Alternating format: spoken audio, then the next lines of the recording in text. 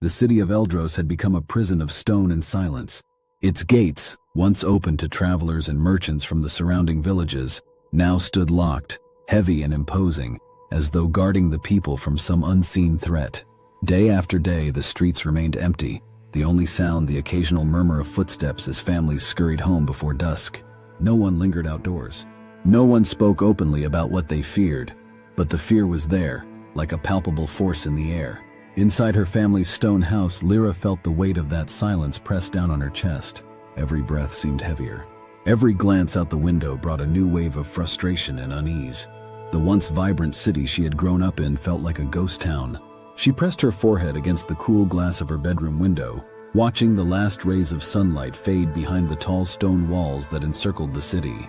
Somewhere beyond those walls, life continued, but not here, not in Eldros. "Lyra," her mother called from downstairs, her voice flat and tired. "Come help with dinner." Lyra closed her eyes, drawing in a slow, steady breath before answering. "Coming." Her mother's voice lacked its usual warmth, as if the lockdown had drained the life from everyone inside the city. For weeks, the people of Eldros had been trapped within its walls, cut off from the outside world. No one knew why, and no one dared to ask. When Lyra entered the kitchen, her younger sisters were sitting quietly at the table, their faces pale and solemn. Even they, usually full of energy and mischief, had succumbed to the oppressive atmosphere that had settled over the city. Her mother stirred a pot over the fire, the rhythmic sound of the ladle scraping the bottom of the pot the only noise in the room. "Where's father?" Lyra asked, breaking the silence. Her mother didn't look up. "Out." "Out where?" Lyra pressed, though she already knew she wouldn't get an answer. Her father had left days ago, disappearing without explanation. He had told them not to worry, that it was important business, but the uncertainty gnawed at Lyra. She knew something was happening beyond the walls of Eldros, something they weren't being told. The tension in the air, the whispered conversations that stopped when she entered a room, all pointed to something bigger, something darker. Lyra glanced at her sisters. They stared down at their plates, their eyes hollow. It was like the lockdown had stolen the joy from them, and from the entire city. No one was the same anymore. After dinner, Lyra retreated back to her room. She closed the door softly behind her, feeling the cold stone floor beneath her feet. The room felt like a cage. She crossed the room to the window and gazed out once more at the towering walls that loomed over the city. Beyond them, the dark forest stretched toward the horizon, its edges blurred by the fading light. The sun dipped lower, casting the sky in shades of red and gold. Lyra leaned her head against the window, wishing she could feel the warmth of the sunlight on her face, wishing she could escape this endless confinement. And then she saw it, a shadow moving across the sky. Her eyes narrowed, focusing on the shape as it grew closer. A bird. No, not just any bird. As it drew near, Lyra could see it was a falcon, its sleek body cutting through the air with purpose. Her heart quickened. The bird circled once before swooping down toward her window. Lyra flung the window open just as the falcon landed gracefully on the sill. It looked at her with sharp, intelligent eyes, and she noticed a small piece of parchment tied to its leg. Her fingers trembled as she reached for the note, untying it carefully. The parchment was worn, the edges frayed, and the writing on it was hurried, as though written in a rush. "To whoever receives this, my name is Rylan. I am locked inside the city of Valor. No one knows why, but the gates are closed, and the streets are empty. I send this message in hopes of finding someone else, anyone. If you read this, please write back." Lyra blinked, reading the message again to make sure she hadn't imagined it. Valor. She had heard the name before, though only in passing. It was a distant city, far beyond the forests that surrounded Eldros. She hadn't realized it still existed. Could it be that they too were trapped? Her heart raced. She looked around her room as if someone might be watching, though she was alone. Grabbing a piece of parchment and a quill, she sat at her desk and quickly scribbled a reply. "Rylan, I am Lyra of Eldros. I received your message. Our city is under lockdown as well, and no one will tell us why. I don't know if anyone beyond the gates is still alive. How did you send this bird? How did you train it?" She rolled the parchment and tied it to the falcon's leg, her hands shaking with excitement and fear. The bird gave her one last look before taking off into the twilight, disappearing into the darkening sky. Lyra watched it go, her thoughts spinning. For the first time in weeks, she felt something besides dread, a spark of hope. Someone else was out there. Someone else was trapped, just like her. The next morning, Lyra woke to the sound of wings fluttering outside her window. She bolted upright, her heart racing. The falcon had returned. She threw open the window, her hands fumbling as she untied the new message from the bird's leg. Her breath came in quick bursts as she unrolled the parchment. Lyra, I didn't think anyone would answer. The falcon is trained, an old method my family used when times were hard. Valor is just like Eldros. We are trapped, and no one will speak of why. I've seen strange things in the distance, shadows beyond the gates, but no one dares talk about them. How fares Eldros? Have you seen anything unusual? Lyra frowned, her thoughts drifting to the strange feeling she sometimes had when looking out at the forest. There were times when she thought she saw movement, flickers of shadows darting between the trees, but she always dismissed them as tricks of the light. She quickly wrote a reply. Rylan, things are tense here. People stay indoors. My father left a few days ago for something important, but I don't know what. There are whispers, but no one speaks the truth. Have you tried to leave Valor? The falcon flew off again, carrying her words into the morning sky. As the days passed, the bird returned regularly, delivering messages back and forth between them.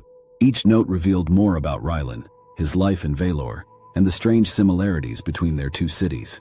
Both were under lockdown. Both had no clear explanation as to why, and both felt the growing tension of something terrible brewing beyond the walls. Rylan spoke of the loneliness he felt, the isolation, and the strange figures he sometimes saw near the edge of the forest. His words comforted Lyra, and she found herself eagerly awaiting each new message, her heart skipping a beat every time she saw the falcon's familiar shape in the sky. Weeks passed, and with each letter, their bond grew stronger. Lyra felt a connection with Rylan that she had never felt with anyone else. His words filled the empty spaces inside her heart, the ones that had grown since the lockdown began. She found herself thinking of him constantly, imagining what he looked like, what it would be like to meet him in person. Then, one evening, a new message arrived. Lyra, I feel like I've known you forever, and yet we've never met. I must ask something bold. Would you meet me?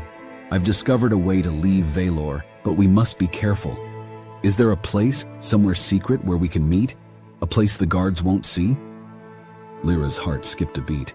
The thought of seeing Rylan in person sent a thrill through her. She had never felt so connected to someone, and the idea of meeting him, of breaking free from the city's confines, stirred something deep within her. But the lockdown, how could they leave? She thought of the hidden passage her father had shown her years ago, when she was just a child. It was a secret tunnel, long forgotten by most, that led through the city walls and into the forest. No one guarded it, because no one knew it was there. Lyra hesitated for only a moment before writing back. Yes, I know a place. There is a passage near the western wall hidden by the trees. We could meet there tomorrow night. It's safe, and no one will see us. She tied the note to the falcon's leg, her hands trembling with excitement and fear. As the bird flew off into the twilight, Lyra's mind raced with thoughts of Rylan, of what it would be like to finally meet him. She felt alive again, for the first time since the lockdown began. The next night, Lyra crept from her house, her heart pounding in her chest. The streets of Eldros were quiet, the only light coming from the faint glow of the moon. She made her way to the western wall where the hidden passage lay shrouded in shadows. As she approached, she saw him, Rylan standing just beyond the tunnel's entrance, his figure cloaked in darkness. She quickened her pace, her breath coming faster. Rylan, she called softly, her voice barely above a whisper. He turned, his face barely visible in the moonlight. Lyra, he said, his voice smooth and steady. You came. She smiled, her heart fluttering in her chest. I couldn't stay away. But before she could take another step, figures emerged from the shadows. Soldiers, men dressed in dark armor, their faces obscured by helms. Lyra froze, her blood turning to ice. Rylan, she whispered, fear creeping into her voice. Rylan didn't move, his face hardening. It worked, he said quietly, his voice devoid of the warmth it had once held. Lyra's mind raced, confusion and terror swirling inside her. What are you talking about? The lead soldier stepped forward, his sword glinting in the moonlight. You've done well, he said, his voice low and cold. The city's gates are too well guarded, but the girl knew a way in. Lyra staggered back, the realization crashing over her. She had told him. She had led them here. You used me, she whispered, her voice breaking. Rylan's eyes met hers, but there was no remorse in them. I needed a way in, he said simply. The gates were impossible to breach, but your father's position made you the perfect target. We knew you'd know a secret passage. Lyra's breath caught in her throat. My father? The soldier stepped closer, his sword gleaming in the pale light. Your father is a high-ranking commander, isn't he? We needed someone who could give us a way into Eldros. Now that we're inside, we'll take the city and kill anyone who stands in our way. First your king, then the rest. Terror clawed at Lyra as the soldiers moved forward, slipping through the hidden passage she had exposed. The walls of Eldros, once impenetrable, had been breached, not by force but by her own hand. The city of Eldros was about to fall. If you like our stories, please like, comment, and subscribe for more. Alice hadn't planned on coming back. When the letter arrived, scrawled in her great-aunt Esther's unmistakable spidery handwriting, she felt an old, uneasy pull. Unfinished business, secrets unearthed. Her hands trembled as she opened it, reading the sparse words that informed her that Esther had left her the lake house. There was no parting wisdom, just a brittle deed. It felt more like a summons than an inheritance. And she'd barely slept the night before the drive, heart pounding as she thought of that old house by the lake. The following day, she found herself at the edge of a long driveway winding through woods that darkened as she drove further in. When the trees parted, the lake house loomed before her, silent and gray, cradled by the forest and shadowed by a sky that seemed perpetually dim. The lake itself lay smooth and dark as glass, stretching out beyond the house, a surface still and unbroken, as if holding its breath. She stepped out of her car, shivering slightly, struck by how the air held a damp chill even though it was summer. She had memories of this place, distant but sharp, like all childhood memories. Summers spent at the lake, when she would glimpse strange shapes moving in the water, feel chills from cold drafts in sunlit rooms, and listen to Esther's warnings not to wander alone after dark. There was always something shadowed about the place, and Esther's warnings had cemented it in Alice's mind as a place both magical and dangerous. The house looked just as she remembered it, smaller, darker, and held in shadows that seemed to have deepened over the years. Dust floated in beams of weak daylight spilling through cracked windows, and cobwebs hung in every corner. Alice felt as if the house itself were holding its breath, waiting for something. She pushed open the front door, the scent of old wood and stale air surrounding her as she stepped inside. The quiet rooms were ghostly, each holding remnants of another time. In the sitting room, Esther's armchair still faced the lake, its fabric worn and faded. Alice could almost see her great-aunt sitting there, gazing out at the water, her back straight and her hands clenched in her lap, haunted by memories Alice had never understood. She recalled a moment from her childhood. She had once asked Esther, "What do you see out there, Aunt Esther?" She had asked innocently, but Esther's response had been far from light-hearted. "Some things," she replied in a whisper, "are better left unseen." The memory of her aunt's haunted expression lingered as Alice stared out the same window, watching shadows ripple across the lake's surface, a feeling of unease settling deep into her bones. The lake was still and eerie, its surface like dark glass, a reflection of sky and trees warped into strange shapes. Alice turned away from it, shaking off the strange feeling of being watched. That night, the silence in the house was oppressive. Alice lay awake, listening to every creak, every groan of the old house as it settled around her. She'd come here to escape her life for a while, to clear her mind, but something about the place felt unsettling, a wrongness she couldn't quite explain. The darkness outside pressed against the windows, thick and absolute, as though the lake and woods were closing in, watching her from outside with an intensity that was both unnerving and inescapable. Around midnight, she heard the first knock. Sharp and deliberate, it sliced through the silence, freezing her in place. She sat up, her heart pounding, straining to hear. Then came a second knock, closer this time, from outside her window. She held her breath, staring into the darkness, half expecting to see a face peering back at her from the other side. After a tense, breathless minute, she crept to the window, her hands shaking as she pulled back the curtain. Outside, the lake lay still and silent, reflecting only the faint glow of the moon, with no sign of anything or anyone. Nothing. She told herself it was just the wind, or perhaps the old house settling after years of neglect. But the knock returned the next night, and the one after that, as steady as a heartbeat. Each time it came closer, more insistent, as though it were a summons she couldn't ignore. Something was drawing her outside, pulling her toward the lake, and each night, just before dawn, she would glimpse a faint shadow by the water, standing at the shore, barely visible but unmistakably human. She could have sworn it grew nearer each time, lingering just at the edge of sight as if it too were watching her. On the third night, unable to sleep, she ventured into the attic. The narrow stairs creaked, and the attic itself was a labyrinth of forgotten memories. old trunks, furniture shrouded in sheets, and shelves cluttered with dusty knickknacks. She moved carefully, her footsteps muffled by the dust and shadows. In a corner, she found an old photograph tucked beneath a pile of yellowed linens. In the photo, her great-aunt Esther stood with a group of people by the lake, all dressed in outdated clothes. But in the background, almost blurred, was a young woman with dark hair and an intense, defiant stare that seemed to pierce through the decades. Alice felt a strange pang of recognition, like a memory tugging at the edge of her mind, a feeling that something about the woman was familiar, even though she couldn't place why. The next day, she ventured into town, hoping to learn more about the house's history.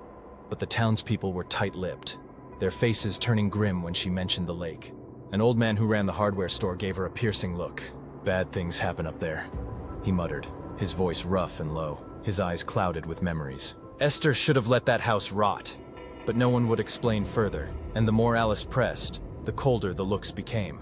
A woman at the grocery store looked at her with pity. "That house holds secrets, miss," she whispered, her eyes darting around as if afraid someone might overhear. "Some secrets are best left buried." Back at the house, Alice felt the weight of their words pressing down on her. Secrets buried beneath the lake's still surface, secrets that had lingered long after Esther's death. She began searching through Esther's belongings, hoping to find answers. Alice spent the afternoon going through old drawers and closets, hoping to find anything that might explain the townspeople's ominous warnings. Upstairs, she noticed a small locked drawer in a chest in the attic.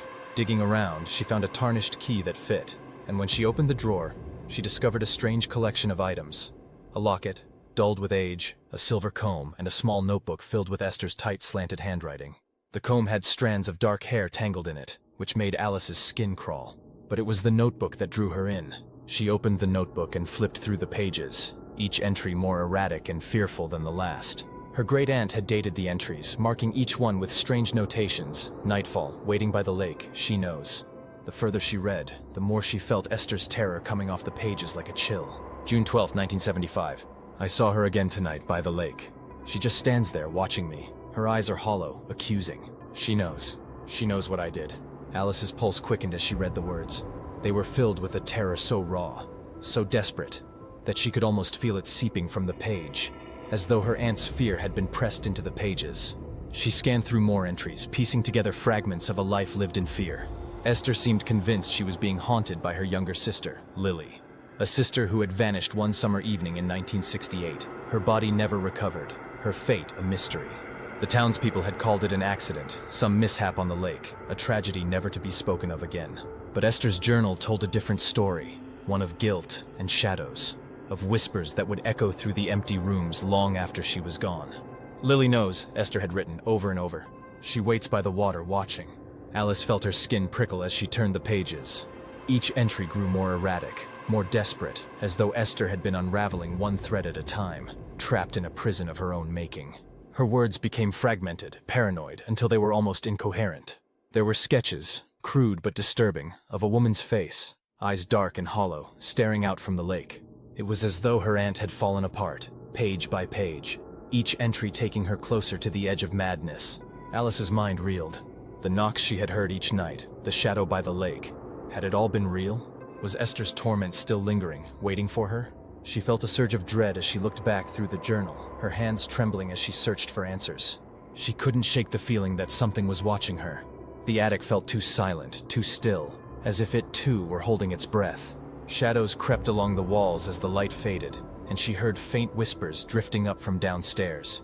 But when she listened closely, the house was silent. She stayed in the attic until dark, searching through old trunks and boxes, hoping to find anything that would shed more light on the strange entries. She found letters, some of them faded with age, detailing family business, and a few photos of Lily. Though in all of them, her face was either turned away or shadowed. It was as if Esther had avoided taking any photos that captured her sister's gaze directly, as if her eyes had held something Esther feared would linger. Alice read the journal late into the night, and with each entry, a picture began to form. Lily had been troubled. She had strange beliefs, Esther had written once, about the lake's power, about the dark secrets it kept. Esther's entries suggested that Lily had once insisted she had a connection to the lake, that she could feel something pulling her toward it. She'd even told Esther that, "The lake knows everything we keep inside." The words felt more like a curse than a belief. and Alice found herself reading them over and over as the house around her seemed to grow colder. Unable to shake the dread, Alice went down to the lake that evening, her footsteps muffled by the damp earth, her heart pounding with a strange mixture of fear and anticipation. The lake's surface was calm, almost eerily still, as though it too were holding a secret it didn't want her to know. As she approached the water's edge, she felt the hairs on the back of her neck rise. She stood there, staring into the lake's depths, her reflection barely visible in the twilight, and felt a strange sensation of being watched, as if something beneath the water was staring back at her. Then, in the dim glow of dusk, she saw it. A figure standing on the opposite shore, just as Esther had described in her journal. Pale and still, it wore a dress that seemed to float like smoke, its face shadowed but unmistakably human. And as Alice stared, the figure raised a hand in a slow, deliberate motion, a gesture that felt like a warning, or perhaps an invitation. She stumbled back, her heart pounding, as though the gaze of the figure had burned into her soul.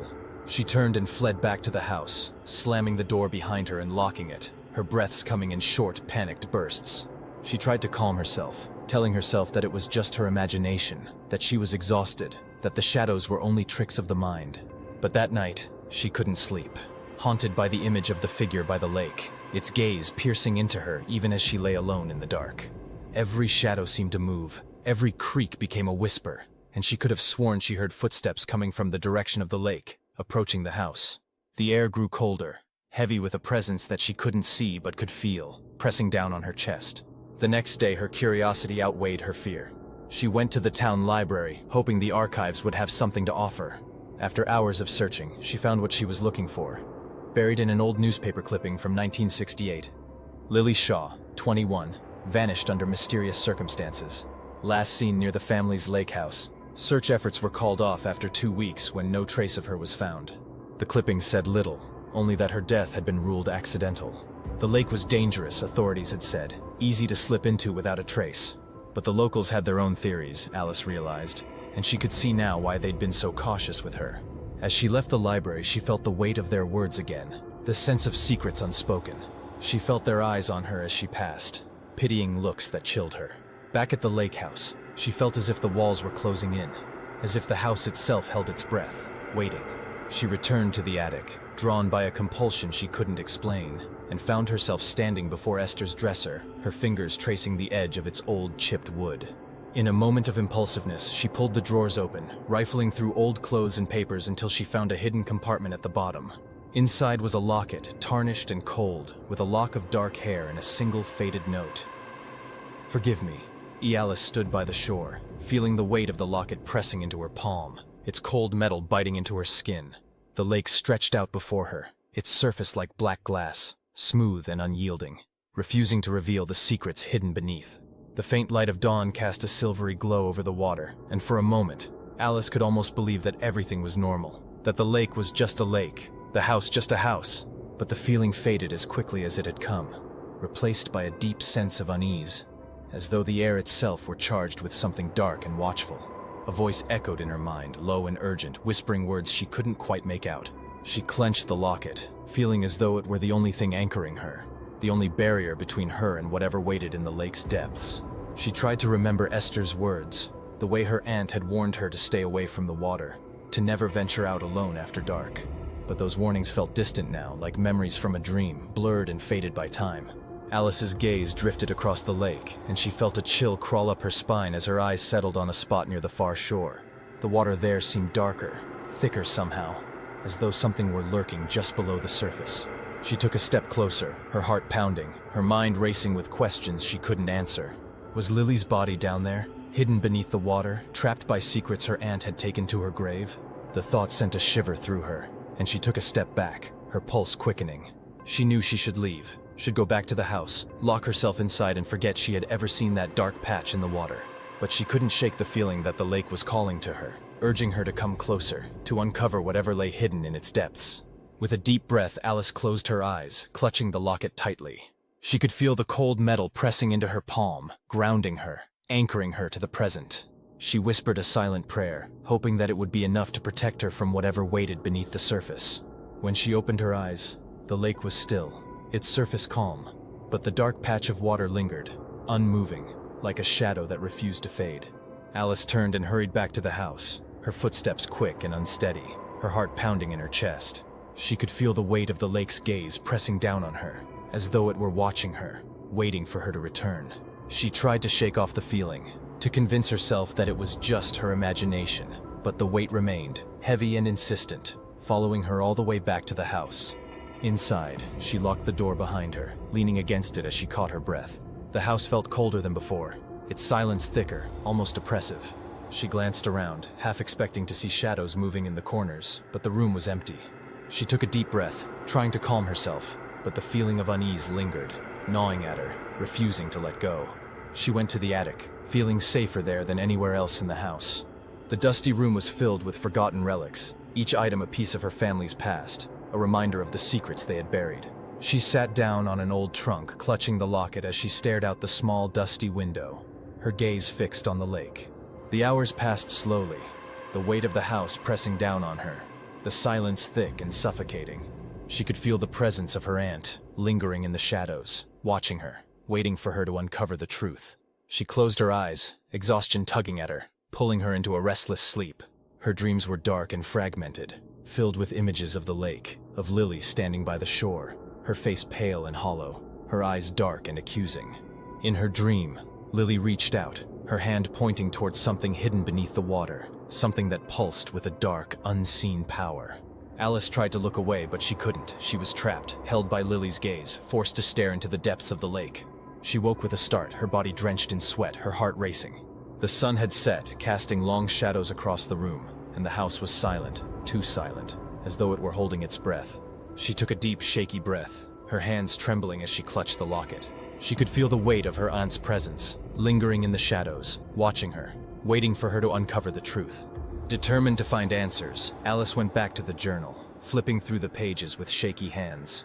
She found an entry near the back, written in a shaky hand that seemed almost unrecognizable, as though Esther's fear had twisted her writing into something jagged and unnatural. July 3rd, 1975. She comes every night now, standing by the lake, waiting. I can't escape her. She knows what I did. She knows what's hidden beneath the water. The words sent a chill through Alice, her skin prickling as she read them over and over. Esther's guilt was palpable, each word a testament to the fear that had haunted her, a fear that had grown stronger with each passing day. It was clear now that Esther had been tormented by more than just memories. She had been haunted by the knowledge of what she had done, by the weight of secrets that had refused to stay buried. Alice closed the journal, her mind racing. The lake held a curse, a dark power that had claimed her aunt, twisting her mind, consuming her with guilt and regret. And now that curse was reaching out for her, pulling her toward the lake, urging her to uncover its secrets. With a sense of dread, Alice went downstairs, her footsteps echoing in the silence. She could feel the weight of the house pressing down on her, the walls closing in as though they too held memories too dark to bear. She knew she should leave, should get in her car and drive away, but something kept her rooted to the spot, a pull she couldn't resist. As the night deepened, Alice felt an overwhelming urge to return to the lake. She slipped outside, her footsteps silent on the damp grass, the locket clutched tightly in her hand. The lake was dark, its surface like glass, reflecting the faint glow of the moon. She stood at the shore, staring into the water, her heart pounding as she imagined what lay hidden beneath the surface. She took a deep breath, her gaze fixed on the dark patch of water near the far shore. She could feel the pull of the lake, drawing her closer, urging her to uncover the truth. With trembling hands, she crouched down, reaching out to touch the water, her fingers brushing the surface. A chill raced through her, and in that moment, she saw Lily's face, pale and cold, staring up at her from the depths, her eyes filled with accusation. Alice jerked back, gasping for breath, her heart pounding as though she had seen a ghost. She staggered to her feet, clutching the locket to her chest, feeling as though she had crossed a line, as though she had ventured too close to something she wasn't meant to find. Alice stumbled back toward the house, her pulse racing, her breaths coming in short, panicked bursts. She could still feel the weight of Lily's gaze, as if her sister's spirit lingered, watching her from the depths of the lake. As she reached the house, she slammed the door behind her, locking it, her back pressed against the wood as though she could block out the presence pressing in from outside. The silence in the house felt oppressive, heavy, as if the very walls were closing in around her. She made her way upstairs, her footsteps echoing in the quiet, feeling as though she were being followed. Shadows seemed to shift in her periphery, sliding along the walls, and she could have sworn she heard whispers drifting through the hallways. faint and indistinct, like voices from a dream. She gripped the locket tighter, clutching it to her chest as though it could protect her. Back in the attic, Alice found herself drawn once again to the small window overlooking the lake. She peered outside, her gaze settling on the dark patch of water where she had seen Lily's face, her skin prickling with the sense that the lake itself was watching her, waiting for her to return. The locket in her hand felt heavier now, as if it held more than just a strand of hair.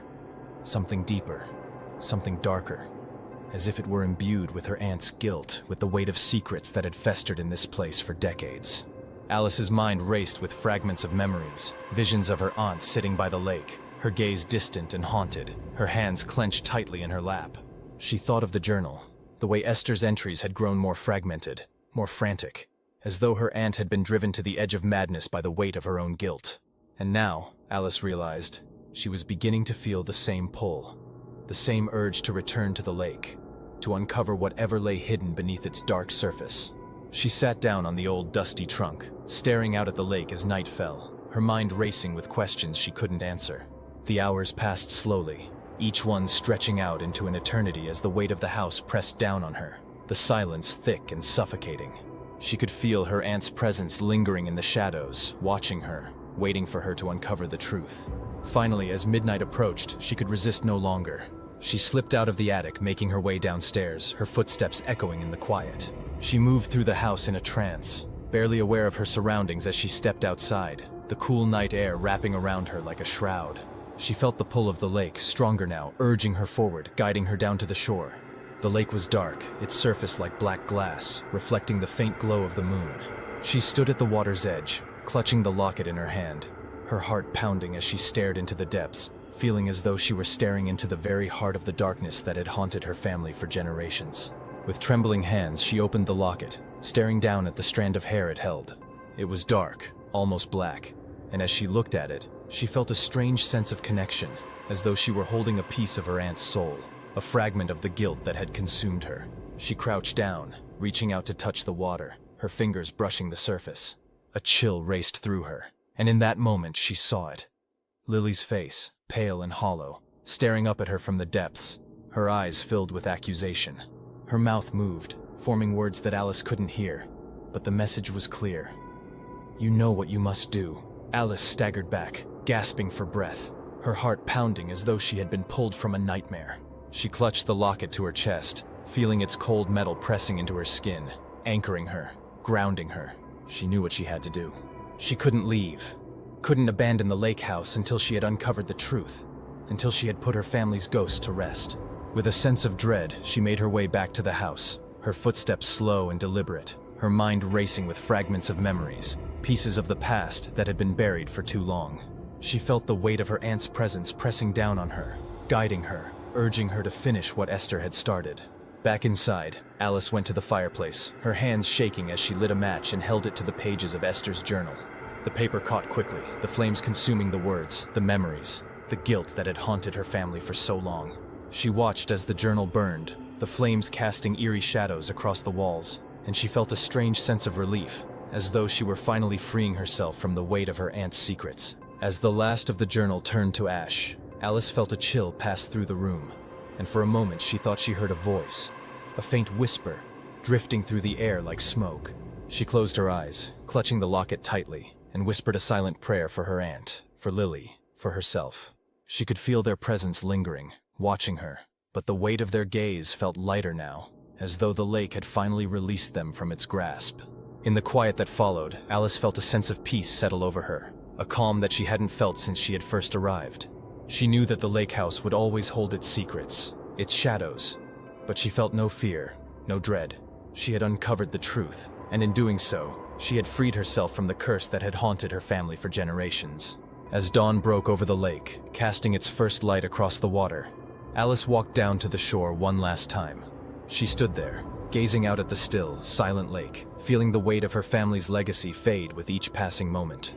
She dropped the locket into the water, watching as it sank beneath the surface, disappearing into the depths. For the first time, the lake felt peaceful, its surface calm, unbroken. The shadows had lifted, and as Alice turned to leave, she felt a sense of closure, of release. She had put the ghost to rest, and now she could finally go home. Leona had always felt a sense of restlessness. No matter how much she tried to settle into her small, peaceful village, a nagging thought tugged at her, refusing to be ignored. It whispered to her in the quiet hours of the night, during the long afternoons spent by the river, and even when she was surrounded by her family and friends. It was a voice that constantly asked, "Is this all there is?" It wasn't that she was unhappy exactly. Her village was a place many would describe as idyllic, a small, tight-knit community where everyone knew everyone else. The people were kind and generous, always willing to lend a helping hand. The land was fertile, with rolling hills and lush meadows stretching as far as the eye could see. Leona's family was warm and loving, and she had several close friends who she knew would stand by her no matter what. But despite all of this, something always seemed to be missing. There was a longing in her heart, a yearning for something more, something that her quiet village life didn't seem to offer. The village elders often spoke of contentment, of how happiness could be found in the simple things.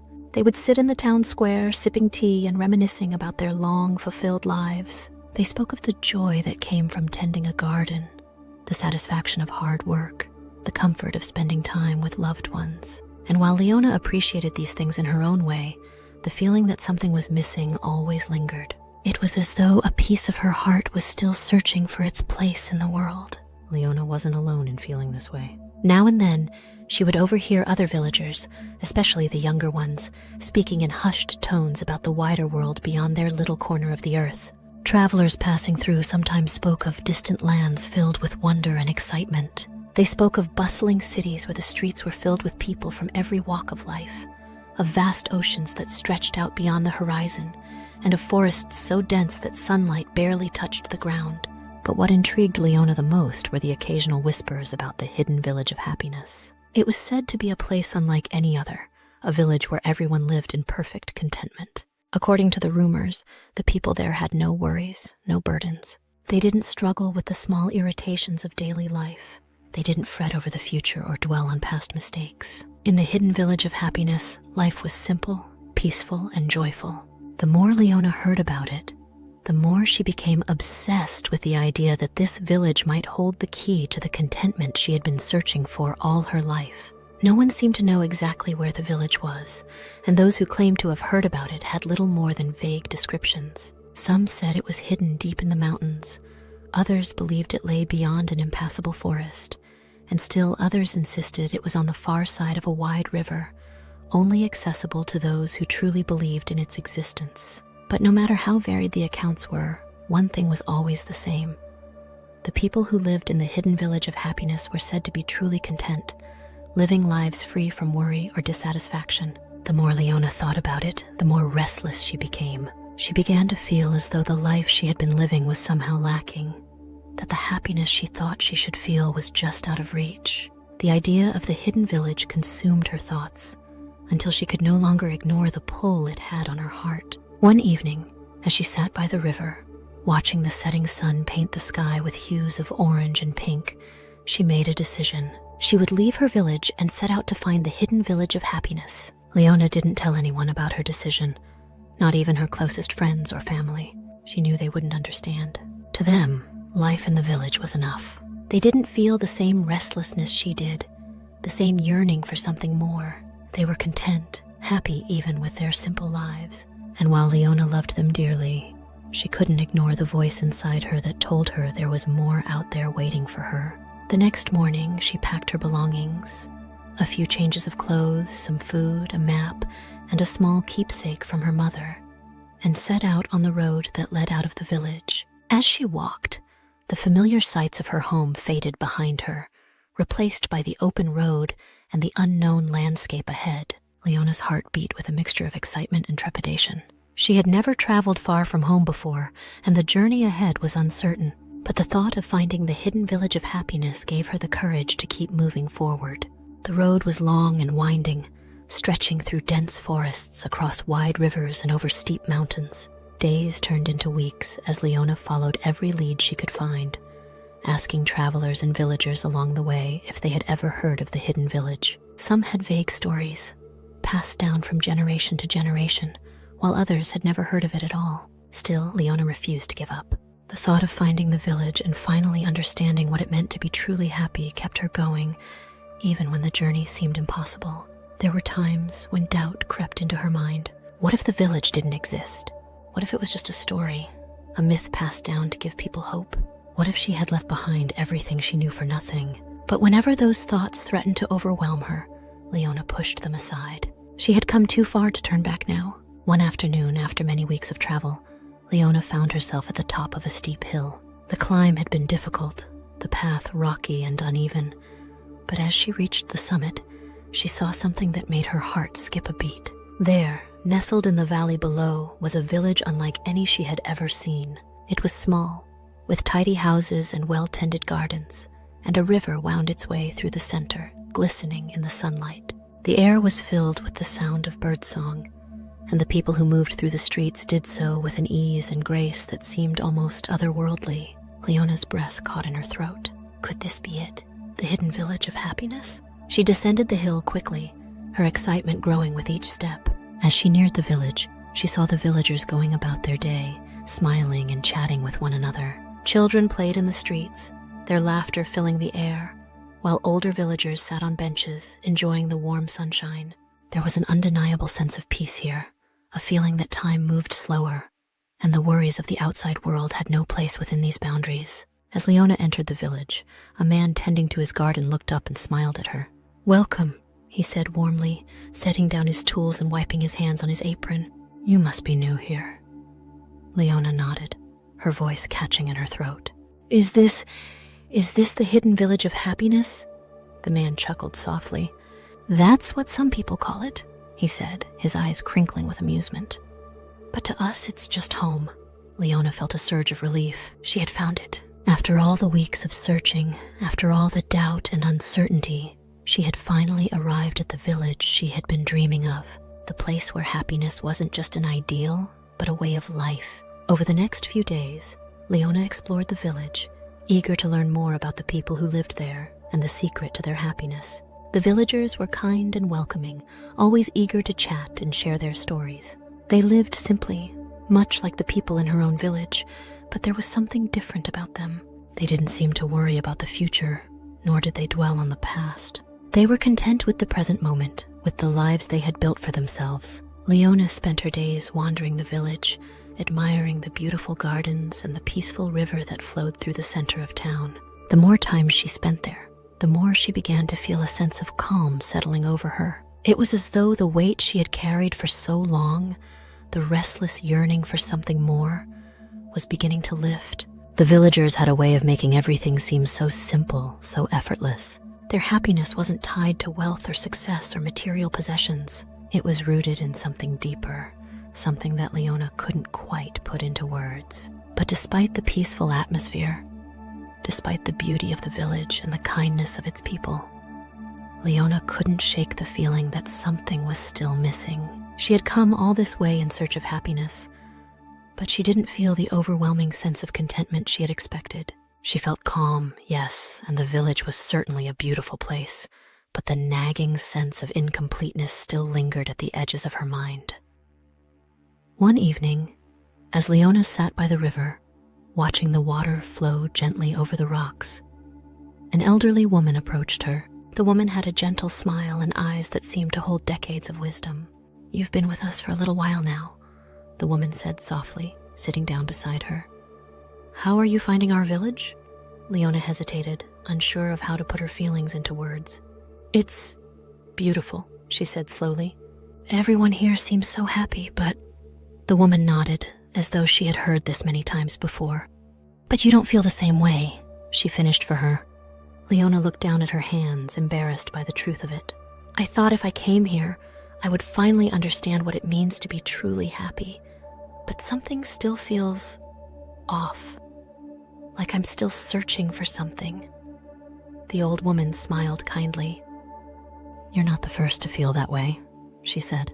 "Many people come here with the same hope, that this village will give them the happiness they've been searching for. But what they don't realize is that happiness isn't something you can find in a place or a situation. It's something you have to create within yourself." Leona frowned, confused by the woman's words. "What do you mean?" "Happiness isn't about where you are," the woman said gently. "It's about how you see things. The people in this village aren't happy because they live in a perfect place. They're happy because they've learned to appreciate what they have. They don't chase after things they don't need. They don't look at what others have and think, if only I had that, I'd be happy. Instead, they focus on the small, simple things, the beauty of a sunrise, the joy of a shared meal, the kindness of a neighbor. They've learned that happiness isn't about having more. It's about appreciating what you already have. Leona sat in silence, absorbing the woman's words. She thought about her own village, about the life she had left behind. She had spent so much time believing that happiness was something she could find somewhere else, something that was always just out of reach. But now, sitting here in this peaceful village, she began to realize that she had been looking in the wrong place all along. Happiness wasn't something that could be found in a distant village or in the perfect set of circumstances. It was something that came from within, from appreciating the things you already had. But I left my village because I wasn't happy, Leona said quietly, more to herself than to the old woman. I thought this place would be different. The woman nodded, her smile never fading. Sometimes we have to leave what we know in order to see it more clearly, she said. Your journey was important, even if it didn't lead you to the happiness you were expecting. But now that you've found us, you have to decide what to do with what you've learned. Leona stared down at the river, watching the water flow over the smooth stones. She thought about her family, her friends, the simple life she had left behind. She had spent so much time yearning for something more, believing that the grass was greener on the other side. But maybe, just maybe, the grass had been just as green where she came from. She had just been too busy searching for something else to notice it. The next morning, Leona made her decision. She packed her belongings and prepared to leave the village. The villagers wished her well, their smiles warm and understanding. They didn't ask why she was leaving, nor did they try to convince her to stay. They seemed to understand that her journey wasn't over yet. As Leona walked away from the hidden village of happiness, she felt a sense of peace that she hadn't felt in a long time. The road ahead was long, and she would return to the same life she had left behind. But she knew that something had changed within her. She no longer felt the restlessness that had once plagued her. She no longer believed that happiness was something she could only find elsewhere. As she climbed the hills that led back to her village, Leona thought about the small things she had taken for granted. The laughter of her family, the comfort of her home, the familiar faces of her friends. She realized now that those things had been enough all along. She had simply needed to see them through different eyes. When she finally returned to her village, she was greeted with open arms. Her family welcomed her back with tears of joy, her friends eager to hear the stories of her journey.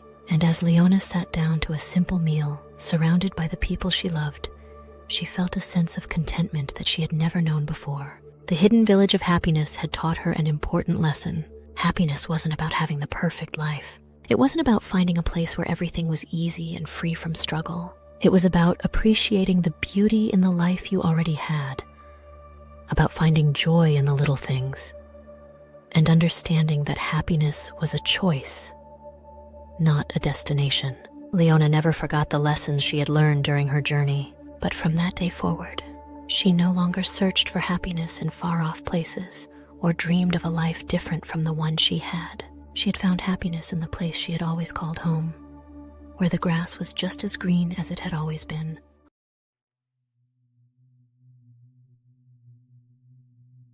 Whispers of Forever, a life without end.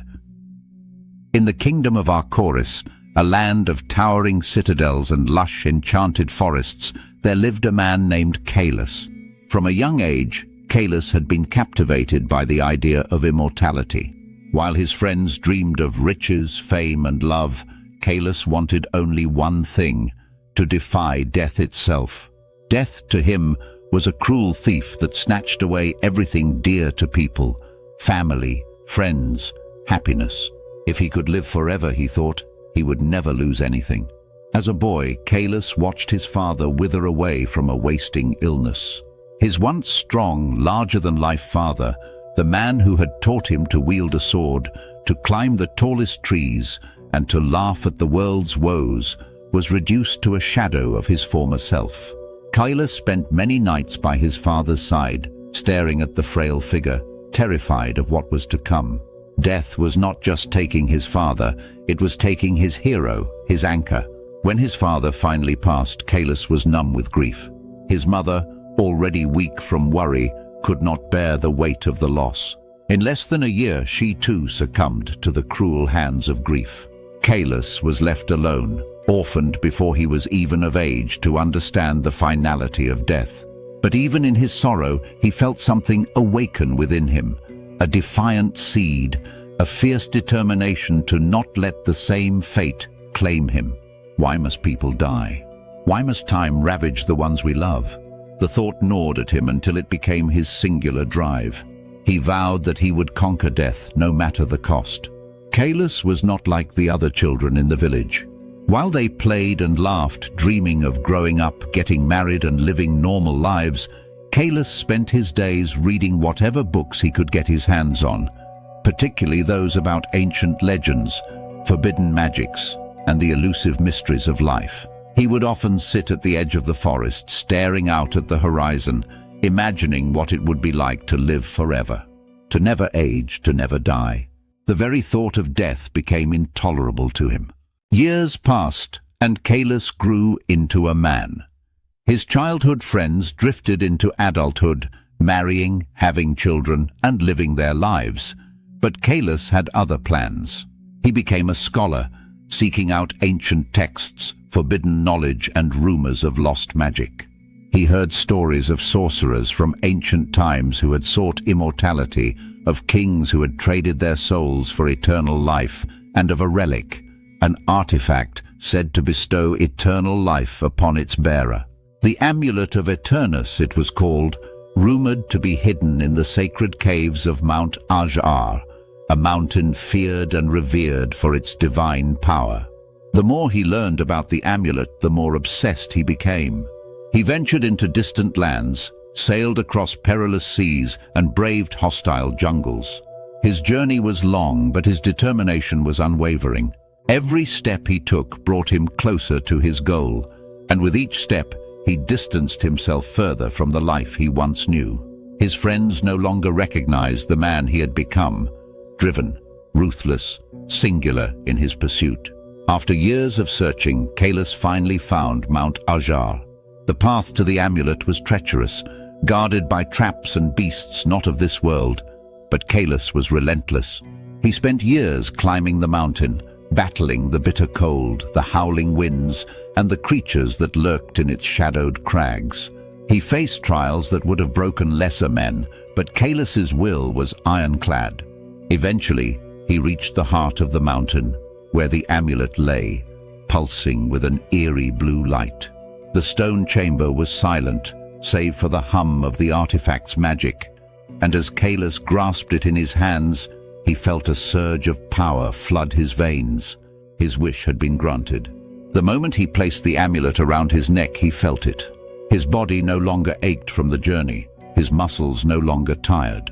The passage of time itself seemed to slow, and as the years passed, Kailas did not age. He remained as he was, strong, agile, youthful. He had conquered death. For centuries, Kailas lived as an immortal. At first, it was everything he had dreamed of. His body did not age, nor did it weaken. He became a warrior without equal, a scholar whose knowledge grew with every passing year. He watched kings rise and fall, empires flourish and crumble, but through it all, he remained unchanged. While others perished, he endured. He traveled the world, mastering skills, accumulating wealth, and expanding his knowledge. The world to him was an endless playground. While others feared the passing of time, he relished in it. What did it matter that civilizations rose and fell? He would outlive them all. However, as time stretched on, the cracks in his perfect dream began to show. The first blow came with the loss of his children. Kailas, having outlived his wife by many decades, had distanced himself from his offspring, watching as they grew old, married, and had children of their own. Yet, as the centuries marched on, one by one, they too succumbed to the inevitable pull of death. He stood at their graves, feeling an emptiness he had not anticipated. His heart ached with a grief that seemed bottomless, for he had loved them dearly. But time had taken them from him, just as it had taken his parents so long ago. He had watched as their bodies weakened, as they aged and withered before his eyes. He tried to offer them solace, but how could they understand his world? He was untouched by time, while they were shackled to its cruel march. His grandchildren grew old, and even his great-grandchildren passed into the grave before him. Next, his friends began to wither away. Over the years, Kalis had formed close bonds with many, but one by one, they too fell to the ravages of time. He had seen it before, but each time it happened, the pain did not lessen. Kalis attended their funerals, a silent observer, watching as his world grew smaller and smaller. Each time it hurt a little more. Each loss dug deeper into his soul, leaving behind a hollow shell of the man he once was. As centuries turned into millennia, the world itself began to change. The bustling cities Kalis once knew were now ruins. The people, the customs, the language, everything had shifted. The familiar was gone, replaced by a world that felt foreign and cold. He wandered through these strange lands, feeling more isolated than ever. The joy of immortality had faded, replaced by an overwhelming sense of loneliness. No longer did he find solace in learning new skills or mastering new arts. The thrill of adventure, the excitement of discovering new lands, all of it had lost its luster. Every city, every village, every person he encountered reminded him of what he had lost. The faces of those he had loved, those who had once shared his dreams, were now nothing more than fading memories. His immortality had robbed him of the very thing he had sought to protect, his connection to life itself. Kalis could not understand why the pain of loss never dulled, even after centuries. Surely with time, one should grow numb to such sorrow. But the opposite was true. The more he lived, the deeper the sorrow grew, as if the universe itself was reminding him that he was never meant to live this long. He wandered aimlessly, a ghost in a world that no longer knew his name. The citadels of our chorus had crumbled to dust, the forests had grown wild and untamed, and the very earth beneath his feet seemed foreign. He was a relic of a forgotten time, an artifact of a world long past. Why did I want this? He often found himself asking, though no answer came. The once powerful and determined man now drifted like a ghost, disconnected from the world around him. There was no one left to share in his victories, no one to mourn his losses. He had become a stranger in a world that no longer needed him. One day, in his endless wandering, Kalis came across an old, decrepit village at the edge of the world. There, he met a woman, an ancient priestess who had lived longer than most, though not as long as Kalis. Her eyes, though cloudy with age, were sharp, as if they could see into the depths of his soul. "You carry the curse of eternal life," she said, her voice barely a whisper. "A curse?" Kalis scoffed bitterly. "I once believed it was a blessing. Only the young and foolish think that way. Life is meant to be fleeting. Death is not an end, but a doorway." Kalis had heard similar words before, but had always dismissed them. Death, he had believed, was the enemy, the one force to be overcome. He had spent centuries trying to escape it, to avoid its grasp, but now he was beginning to wonder if he had been wrong. "What lies beyond that doorway?" he asked, though he was unsure if he wanted to know. The priestess smiled, a sad, knowing smile. "There is a place beyond this world, a place where time does not pass, where those we have lost wait for us. In death, we find reunion, not separation. We become eternal in a way far different from what you now experience." The words struck Kalis like a thunderbolt. A place where those he had lost might still exist. A place where love and joy might be found once again. "How can I pass through this doorway?" he asked, hope flickering in his chest for the first time in centuries. "That is the cruel irony," the priestess replied. "For as long as you wear the amulet of Eternus, you are bound to this world. Immortality in this life comes at the cost of eternal peace in the next. To pass through the doorway, you must first surrender the gift you so desperately sought." Kalis felt a surge of fear. Was he truly ready to give up the life he had fought so hard to attain? The amulet had been his salvation, but it had also become his prison. "How?" he asked, desperation lacing his voice. The priestess held out her hand. "Give me the amulet. Only then can you be free." Kalis hesitated, feeling the weight of the amulet against his chest. Could he truly surrender it? After all these years of fighting, after all the sacrifices he had made, could he let go? But then he remembered the faces of his children, his friends, and the countless loved ones he had lost. He remembered the loneliness, the aching void in his heart that nothing could fill. Immortality had robbed him of everything he cherished. With trembling hands, he unclasped the amulet and placed it in the priestess's hands. As soon as the weight lifted from his neck, a great sense of peace washed over him, as if a burden he had carried for centuries had been lifted. "Rest now, Kalis," the priestess whispered. "Your time has come." And as darkness gently closed in around him, Kalis felt no fear. Instead, he felt warmth, a sense of belonging, and the presence of those he had lost. For the first time in centuries, he knew that death was not something to be feared. It was, in fact, a return to the place where love and life continued in ways he could never have imagined. In the end, Kalis had found true immortality, not in life, but in the love and memories of those who waited for him beyond the veil.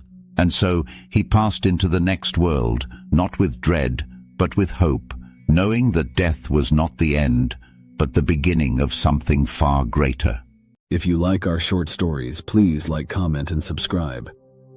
The final illusion, Caleb North felt the electric thrill of his plan pulsing through him as he stood on the balcony of his suite, high above the Mirage Hotel's sprawling, illuminated grounds. This was his night, his performance of a lifetime. Not the one they expected on stage, but the one that would leave a scar across the legacy of magic itself. He was about to pull off the greatest illusion in history, an act so elaborate and layered it would blur the line between reality and fiction, leaving the entire world questioning their very senses. Every one of his rivals, Mason Gray, Daria Shaw, Leo Ruiz, all believed they were attending a mere convention, but they were about to become players in a deadly game he had meticulously crafted over months. They'd all been invited here for a purpose. Tonight, Caleb North would die, or so the world would believe. He finished his drink, savoring the bitterness as it rolled down his throat, and turned back into the room, where every detail was arranged as precisely as the gears in a watch. Shadows danced over the dark velvet walls, and the faintest scent of incense lingered, a final touch meant to disorient anyone who entered after him. Hidden compartments in the walls contained the tools he would need, a series of props and puzzles designed to incriminate each of his rivals. The security cameras were set to loop, displaying only the scenes Caleb wanted anyone to see. By the end of tonight, each of them would be implicated in a murder that never truly happened. He glanced at his watch. It was time. Caleb picked up the syringe from the nightstand, the carefully measured dose of a rare paralytic gleaming in the dim light. Just enough to induce a temporary death-like state, he reminded himself. But before he injected it, there was a final detail, a touch of elegance to his performance. He took the ring from his pocket and slipped it onto his finger, the one belonging to the first woman he had ever truly loved. A woman who'd left him when she discovered the depths of his obsession with illusions. Unable to watch him descend further into the web of deception he wove for himself and others, he paused, staring at the ring, before taking a deep breath and plunging the needle into his arm. The world dimmed, his vision clouded, and he felt himself sink onto the floor, his heartbeat slowing. Darkness encroached, wrapping around him like a velvet curtain. It was beautiful in its finality, like the moment before the spotlight snapped on. And then, just as rehearsed, he felt nothing. They found him hours later, sprawled on the floor, eyes wide and staring, as though in some final moment of cosmic revelation. The hotel staff was the first to scream. An ambulance was called, but by then news had already rippled through the convention. Caleb North, the infamous illusionist known for his death-defying tricks, had performed his last act. And in true Caleb style, he had done it with flair. But there was one part of the plan Caleb had not anticipated. Someone had been watching. Someone who knew him better than he'd suspected. Daria Shaw stood at the edge of the crowd, her eyes not on Caleb's body, but on the faces around her. Mason Gray's smug grin faltered as he saw the body, his expression slipping into shock. Leo Ruiz, pale and stoic, clenched his fists, a subtle tremor betraying the nerves beneath his calm exterior. They all had reasons to despise Caleb, and they had all been trapped in his web for years, enduring the humiliations, the one-upping, the way Caleb always seemed to have the upper hand. And now, just as he had planned, they each had a reason to be blamed for his death. Daria's lips curled into the faintest hint of a smile. She'd always known Caleb could never resist a good trap, but she never imagined he'd be willing to trap himself so completely. She moved closer, observing the scene from just beyond the line of police tape, noting every detail, her mind racing as she pieced together the puzzle. This was Caleb's last joke on them all, a final act of revenge. He'd left them breadcrumbs, clues scattered like seeds for each of them to find. She knew him too well. She recognized the small symbols etched into the walls of his suite, subtle markings left to frame each of them in different ways.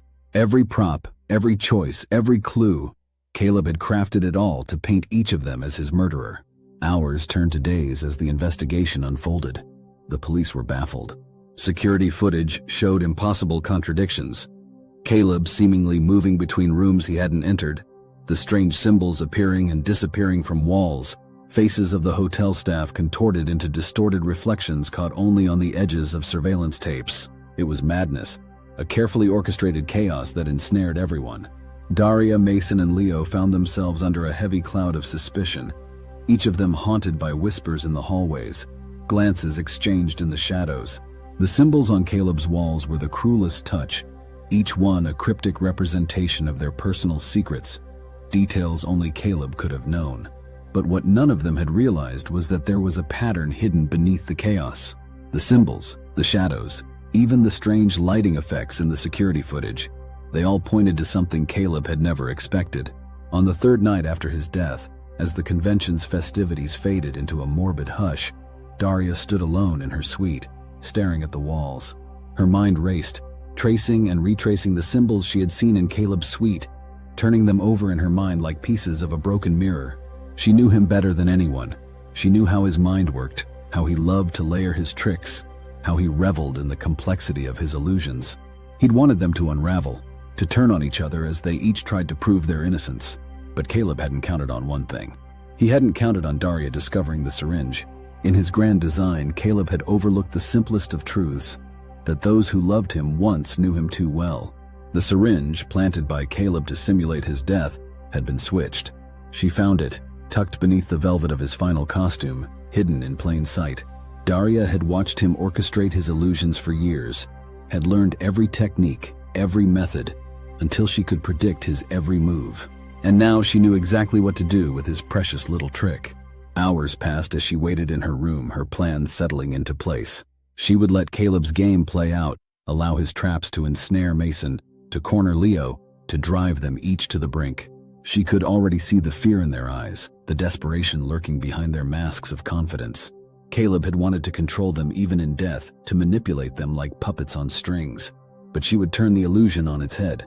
The next morning, as the police gathered the three suspects, Mason, Leo, and Daria, for final questioning, the room buzzed with tension. Daria could feel their suspicion closing in on her, feel Caleb's plan wrapping around her like a tightening noose. But she remained calm, her gaze steady, as she looked the lead detective in the eye, ready to unleash the final stroke of Caleb's masterpiece. "Check his pulse," she said, her voice barely a whisper. The room fell silent. The detective hesitated, thrown by Daria's calm command. Her voice was steady, her gaze unflinching, as if she alone knew the truth buried beneath Caleb's illusions. The air grew thick with anticipation as the others in the room looked to the detective, their faces etched with a mix of shock and confusion. "Check his pulse?" Mason repeated, incredulous. "He's dead, Daria. I saw the body myself." Daria kept her gaze fixed on the detective, ignoring Mason's outburst. "I know what I'm saying. Check his pulse." With a reluctant nod, the detective signaled to his team to retrieve Caleb's body from the morgue. Daria stood back, watching the reactions around her, Mason's smug bravado slipping, Leo's eyes darting with unspoken questions, the officers murmuring in hushed tones. Every nerve in the room felt taut, waiting, until two officers wheeled Caleb's body back into the room, covered in a thin white sheet. The detective gave Daria one last questioning look, then lifted the sheet from Caleb's face, revealing his pale, still form. A strange quiet settled over the room as everyone took in the sight. Caleb lay there as if frozen mid-thought, his eyes closed, his expression oddly serene. Slowly, the detective extended his fingers toward Caleb's neck, searching for a pulse that no one expected to find. The silence stretched, heavy and suffocating until... "Detective!" The officer's voice trembled. He has a pulse!" A collective gasp filled the room. Mason stumbled back, his face draining of color, while Leo's mouth fell open in utter disbelief. The detective's expression was one of pure shock as he pulled his hand away, visibly shaken. "But this is impossible. He was pronounced dead 3 days ago." Daria allowed herself a slight, knowing smile. "Not so impossible, detective, when you know Caleb. The man's been fooling people his entire life." It took a few moments for the enormity of her words to sink in. The detective motioned for the paramedics who rushed in, checking Caleb's vitals, whispering hurried orders as they worked to stabilize him. As the team moved Caleb's body out of the room, life returning to his veins, Daria felt a sense of satisfaction settle within her. She knew that Caleb would wake up eventually, his carefully planned charade crumbling before his eyes. But she hadn't come this far only to watch him slip away unscathed. As soon as Caleb was wheeled out, the detectives refocused on Daria, their eyes narrowing. She could see suspicion swirling around her like a fog, thickening with every passing second. "You're telling us you knew he was alive this whole time?" one of them asked, his tone a mix of accusation and confusion. "Why didn't you say something sooner?" Daria shrugged, keeping her face composed. "Because I knew Caleb had planned this trick all along. He wanted us to believe he was dead to trap us, to frame us all for his murder. I thought it would only be fair to let him feel the consequences of his actions, to let him experience the fear of being dead to the world, the way he intended for us to suffer." Her words cast a strange, haunting silence over the room. Mason's eyes narrowed in anger, and Leo stared at her as if seeing her for the first time. "So what? You just let him lie there, alive but helpless?" Leo's voice was thick with accusation. "Daria, that's sick." "Is it?" Daria shot back, a sharp edge in her tone. "After all he's done to us? All the games, the tricks, the years he spent manipulating us for his own amusement? I wanted him to feel the fear he's made us live with." "Then you're no better than he is," Mason spat. "You're just as twisted as him." "Think what you want," Daria replied coolly, her voice unfazed. "But when he wakes up, he'll know that his grand plan failed. He'll know he isn't invincible, that his games can be turned against him." But beneath her composed exterior, Daria felt a flicker of something unexpected, a twinge of doubt. Had she gone too far? As much as she despised Caleb's manipulation, there was something about watching him lie there, lifeless yet alive, that unsettled her in ways she hadn't anticipated. The detective cleared his throat, bringing everyone's attention back. "Regardless of your motives, Ms. Shaw, this is now a serious matter. You and the others were his intended suspects, correct? You knew about his plan to frame you?" "Only pieces of it," Daria admitted, "but enough to know he wanted to trap us in his game. Each of us had our reasons to resent him, and he played on that. He wanted to see us unravel under suspicion, to tear each other apart." "And did you suspect him from the start?" Daria nodded. "Caleb wasn't just another magician. He thrived on control, on orchestrating every element of his life. When he announced his new trick to a select few of us before the convention, I knew it was more than a mere illusion. He had a pattern.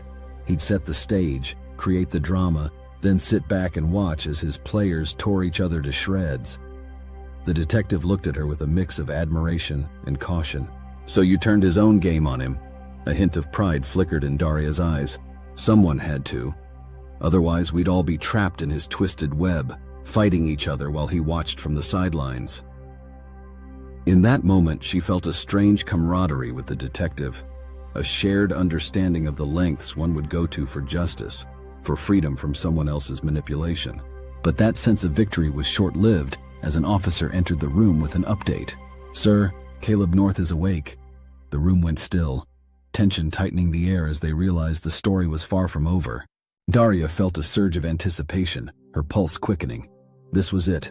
The moment Caleb would realize that his own illusion had turned against him, that his greatest trick had been hijacked and used to trap him instead. The detective turned to her, his gaze sharp. "Ms. Shaw, I think it's time you faced Mr. North. If he orchestrated this scheme to frame you, then he's going to have to answer for it. But I expect you to be honest about what happened here." Daria nodded, feeling the gravity of the moment. As she walked with the detective down the sterile, fluorescent-lit hallways toward the hospital wing where Caleb was now recovering, she steeled herself, preparing to confront him. Her mind raced with the final piece of her plan. She knew Caleb wouldn't take kindly to being outsmarted. The moment he opened his eyes and saw her, he would understand what had happened, and the vengeance in his heart would burn as brightly as hers. They reached the room. Caleb lay there, a faint color returning to his cheeks, his eyes slowly opening. For a moment, he seemed disoriented, his gaze unfocused. Then, as his eyes adjusted, he saw her standing beside the detective, and his lips twisted into a faint, sardonic smile. "Daria," he rasped, his voice weak but filled with venom. "I knew you'd come. Couldn't resist the curtain call, could you?" She leaned in, her expression calm, but her voice laced with a dark triumph. "Your trick failed, Caleb. They know everything. You wanted to trap us in your little game, but now you're the one caught." Caleb's smile faded, replaced by a flicker of panic. He shifted slightly, trying to sit up, but the weight of the truth seemed to press him back against the bed. You turned them against me?" "Just like you wanted us to turn on each other," Daria replied, her voice a quiet blade. "Consider this the final act, Caleb. The greatest illusion you ever performed, and the one that brought your own downfall." Caleb's fingers twitched as he absorbed her words. He looked around as if seeking some hidden clue that could save him, a last lifeline from the intricate game he'd woven. But there was none. The room was quiet, sterile, and the air thickened with the weight of his shattered control. "You think you've won," he hissed, his voice barely more than a whisper. "But I know you, Daria. You needed this, needed to beat me, to prove yourself. You couldn't stand being in my shadow, could you?" Daria's gaze was steady, her eyes reflecting none of the anger he expected to see. Instead, there was something else, a cold, calm satisfaction, like someone watching a storm finally calm. "It's not about winning, Caleb, it's about freedom. You've spent years twisting people's lives, making us puppets in your games, but you never realized how predictable you became. This was inevitable. You set the stage for your own ruin." Caleb's smile returned, though it was weak, a mere shadow of the self-assured smirk he usually wore. "You know what they'll do to me, right? They'll charge me, drag me through court, paint me as a monster." He let out a bitter laugh. "Is that what you wanted? To destroy me publicly? To see me humiliated?" "Humiliation is a small price to pay, Caleb. And yes, you'll go down as the monster you are," Daria said, her voice sharp as glass. "But it's more than that. I want you to live with it, to see the impact of what you did. This isn't a trick you can wriggle out of. There's no curtain you can pull down. Everyone will see who you truly are." For a moment, Caleb looked vulnerable, the gleam of his confidence dimming, replaced by something darker, a glimmer of fear. She had seen every side of him, from the charismatic illusionist to the ruthless manipulator, and now, finally, to the man left hollow when his illusions had fallen away. The detective cleared his throat, breaking the silence. "Mr. North, there's a lot you'll have to answer for. We have ample evidence to prove that you staged your own death, intending to incriminate these people. What we want to know now is, why?" Caleb's eyes shifted to the detective, his smile fading into something more desperate. He opened his mouth to respond, but the words faltered, choked by the weight of his own design turned against him. His eyes flicked back to Daria, who watched him without pity, her expression unyielding. "Because he thrives on control," she answered for him, her voice steady. "Because Caleb needed to feel like he was above everyone, manipulating every little piece of life around him. He thought he could do that forever, without consequence. But tonight was the last time." Caleb's lips parted as if he might argue, but he closed them again, realizing she was right. The fear in his eyes grew, and his gaze dropped, the reality sinking in as the detective listed the charges. Fraud, attempted murder, psychological manipulation. They stacked higher and higher, a weight he could no longer ignore. As the officers moved in to restrain him, Caleb's mind raced, searching for some escape, some twist that would make all of this a part of his plan. But the walls had closed in around him. Every pathway he'd left for himself, now sealed by his own hands. This wasn't a trick, not anymore. He'd given the illusion to Daria, who'd mastered it with a finesse he hadn't anticipated. She'd taken his game and won without needing tricks or illusions. just the truth he'd hidden from himself. They let him out, his once powerful figure now slumped, stripped of the mystique that had once defined him. Daria watched him leave, her expression unreadable, feeling the finality of it settle over her. The game was over, and Caleb had finally been defeated. When he was gone and the room was empty again, Daria exhaled, feeling a weight lift, her heart steady. The game had finally ended, and for the first time, she felt free. Caleb was gone, and with him, the power he'd held over them all. She walked away from the scene, stepping back into the world he'd never be able to touch again, leaving his illusions far behind. If you like our stories, please like, comment, and subscribe. The Art of Deception. Detective Naomi Ray halted at the entrance to Luca Vermeulen's studio, feeling the weight of the scene before her. The studio had an almost haunted aura, filled with relics of a life built on art and meticulous control, a legacy both dazzling and grotesque. A faint chemical odor clung to the air, a mixture of paint, solvents, and something metallic, a scent that whispered secrets to those daring enough to listen. The flickering fluorescent lights overhead cast an eerie glow, illuminating fragments of Luca's world. Scattered palettes, worn paintbrushes, sketches pinned haphazardly on the walls, each artifact suspended in a stillness that felt alive. As Naomi's eyes scanned the space, she caught sight of Luca's latest creation, his final creation, the Fall of Saints. The mural stretched across an entire wall, a sprawling canvas of terror and beauty, both incomplete and perfect. Naomi felt an uneasy pull toward it, as though the faces within it were pleading for her to understand them. Luca's signature technique, a breathtaking manipulation of light and shadow, rendered each figure disturbingly lifelike. The faces seemed to pulsate with unspoken emotion, each a silent scream frozen in time. In the center was the face of Simon Gauthier, Luca's apprentice. Naomi recognized Simon immediately, even through the artistic embellishments. The young man's wide eyes and open mouth were painted with such precision that she could almost hear his silent scream. Around Simon's neck was his signature red scarf, yet in Luca's hands, it had transformed into something sinister, curling tightly like a noose ready to choke the life from him. Beside him was Mara Lang, Luca's ex-wife and former muse. Mara's face, known to the world through countless portraits, was twisted in a mixture of rage and sorrow. Luca had captured her essence with such intensity that Naomi felt a pang of empathy for the woman she'd never met. Luca had been Mara's partner, her lover, her obsession, and ultimately her undoing. But here, in his final work, he had reduced her to a mere fragment of his twisted vision, her beauty shadowed by despair. Toward the edge of the mural, nearly swallowed by darkness, was Oscar Finch, Luca's longtime art dealer and confidant. In life, Oscar was known for his charm, his magnetic presence, the way he could effortlessly draw people into Luca's world. Yet here, Luca had painted him as a man recoiling from some unseen horror, his expression a mixture of fear and disgust, his usually vibrant face blending into the shadows as though he were already fading from existence. Naomi couldn't help but shiver. This mural wasn't just art. It was a confession, a twisted love letter, a chilling premonition all in one. Luca had poured his soul into this final piece, and it seemed to watch her, whispering the secrets he had taken to his grave. "Detective Ray?" Officer Grant's voice broke the heavy silence. She turned to see him standing a few feet away, a grim look on his face. "The forensics team finished up last night," he said, handing her a folder of reports. "They're ruling it an accident, a fall from the scaffolding while he was working. No signs of foul play." Naomi nodded, though her gaze remained fixed on the mural.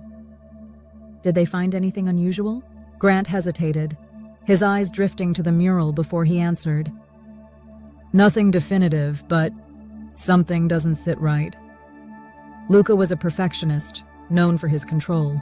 Falling like that, it seems strange." Naomi's eyes narrowed as she took in the scene once more. Luca had been meticulous, obsessively controlling in every aspect of his work and life.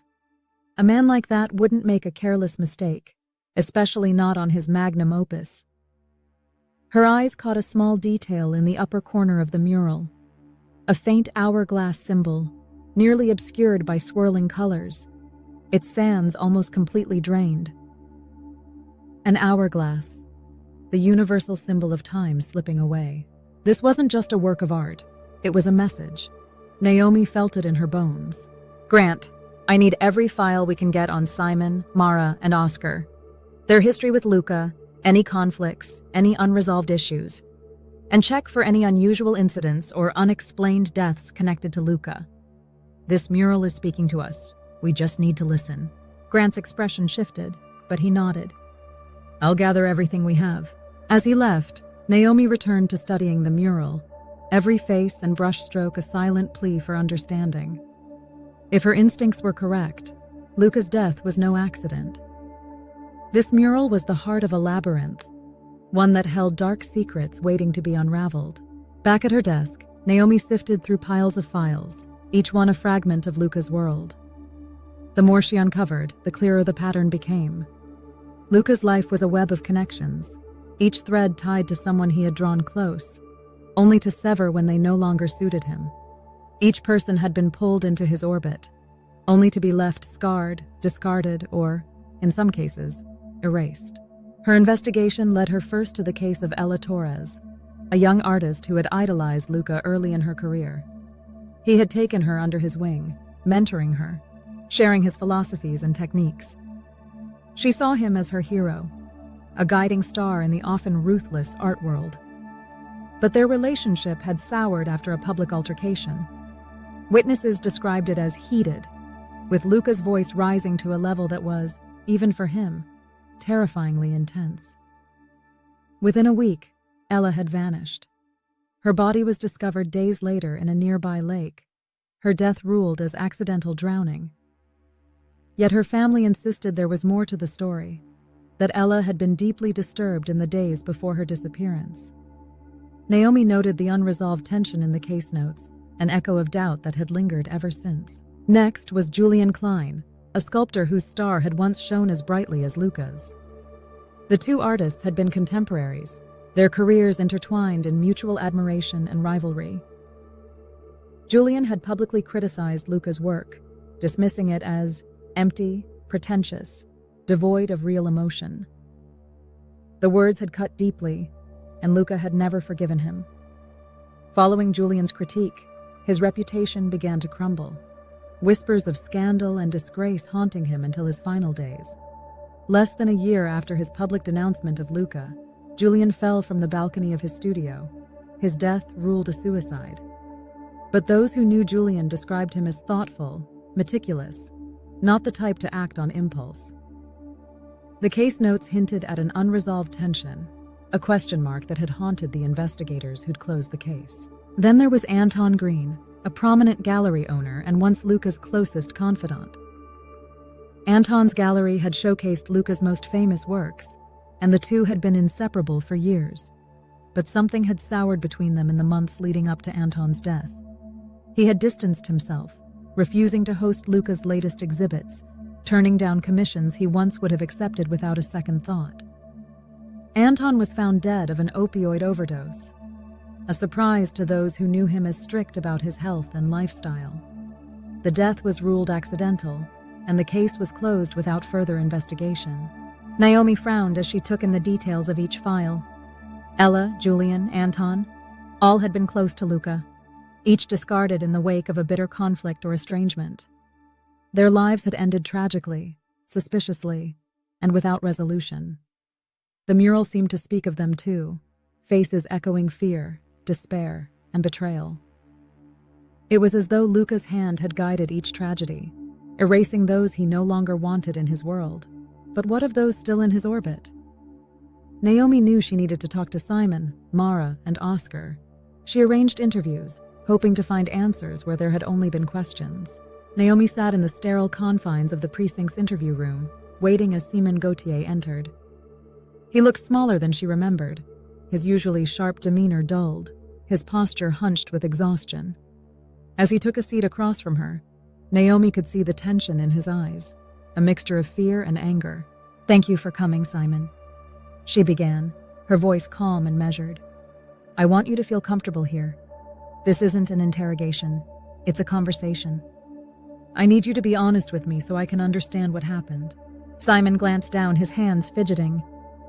I don't know what you want me to say, he murmured.